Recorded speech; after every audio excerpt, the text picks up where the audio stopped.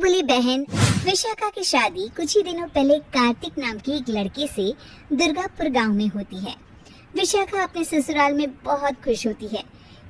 एक बार विशाखा उदास बैठी होती है तो उसकी सास उसे आकर पूछती है, अरे बहू, तू इतनी शांत क्यों बैठी है? क्या हुआ बेटा?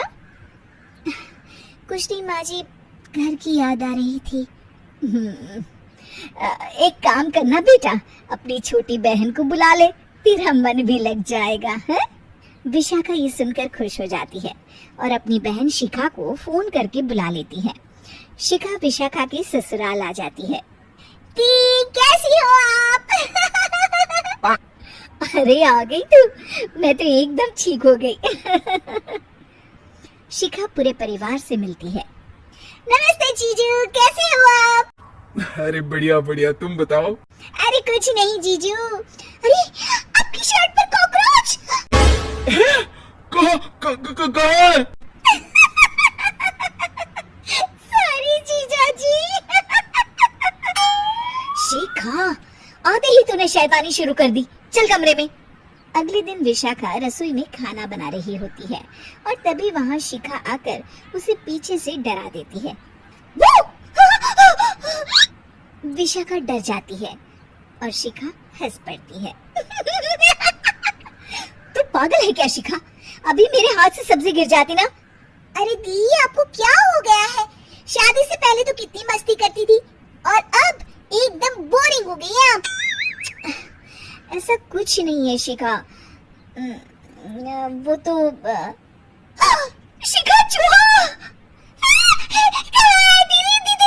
मुझे चूहे से बहुत डर लगता है। कहाँ है चूहा?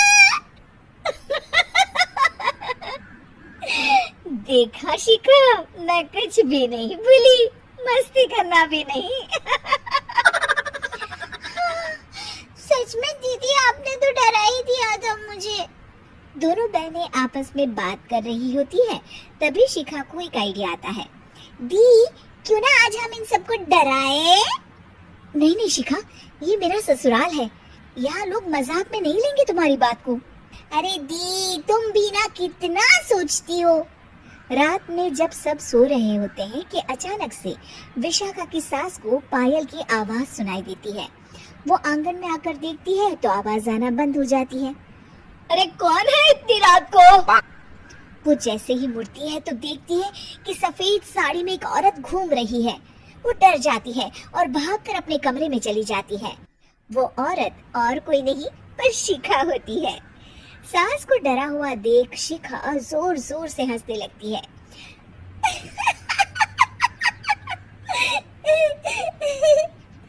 अगले दिन शिखा ये बात विशाखा को बताती है। ऐसा तुझे नहीं करना चाहिए था शिखा, ये मेरा ससुराल है और तू यहाँ ऐसे मजाक नहीं कर सकती। किसी को पता चल गया ना तो हमारी तो शामत आ जाएगी। अरे कुछ नहीं होगा दी, मैं तो सोच रही हूँ कि आज अच्छे से मेकअप भी कर लो तो और ज्यादा मजा आएगा। शिखा वहाँ से चली जाती है और विशाखा की सास ये सब सुन लेती है। ओह, तो ये सब शिखा का करा धरा है। रात में जब पूरा घर सो रहा होता है तो शिखा फिर से मेकअप करके आती है और पायल की आवाज फोन से बजाकर टहल रही होती है घर में। तभी उसके ससुर आ जाते हैं। शिखा जैसे ही उनको डराती है वो अचानक से गिर पड़ते हैं और बेहोश हो जाते हैं। शिखा ये देखकर डर जाती है। अरे अंकल जी, क्या हो गया आपको? दी, जीजू, जल्दी आओ। अंकल जी उठिए ना। सारे घर वाले वहाँ आ जाते हैं। अरे पापा, क्या हो गया आपको? क्या हुआ शिखा, ये बेहोश कैसे हो गए? अरे तूने डराया क्या इन्हें ये चुड़ैल जैसा मेकअप करके? हैं? आंटी जी, मैं तो बस मजाक कर रही थी, मुझे नहीं पता था कि अंकल इतना ज्यादा शॉक्ड हो जाएंगे। तुझे पता है ये दिल के मरीज हैं। हे भगवान, इन्हें तो दिल का दौरा पड़ गया है। शिखा घबरा जाती है। क्या दिल का दौरा? तेरी वजह से आज इनकी ये हालत है। इन्हें कुछ भी हुआ ना तो तू जेल जाएगी, समझी? शिखा रोने लगती है। नहीं नहीं आंटी जी, ऐसा मत बोलिए, अंकल को कुछ नहीं होगा। तभी ससुर को छींक आने वाली होती है।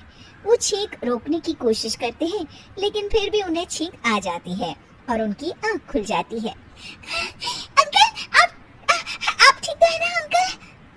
ससुर और सास हंसने लगते हैं।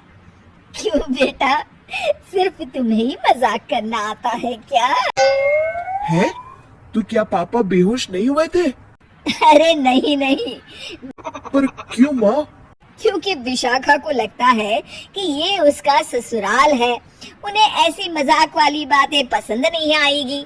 पर उन्हें ये नहीं पता कि अगर ये दोनों बहनें शेर हैं तो हम भी सवा शेर हैं। ये तो बिल्कुल सही कहा आपने आंटी जी।